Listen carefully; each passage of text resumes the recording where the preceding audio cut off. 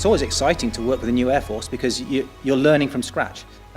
Here on this exercise, it's quite good to be part of a multinational team, but this is the first time we've worked together in this kind of environment, in this climate as well. For us, it's a great place to come and learn just a different way of doing business. I mean, the Typhoon is a fully multi-role platform. It conducts the full range of tasks that we ask it to do, and it does it to a very high standard, and that's how we train our people as well. Yeah, so I think that the Israelis are doing a really good job of handling the exercise. Obviously, it's quite complex, and there's a lot of people here at the moment.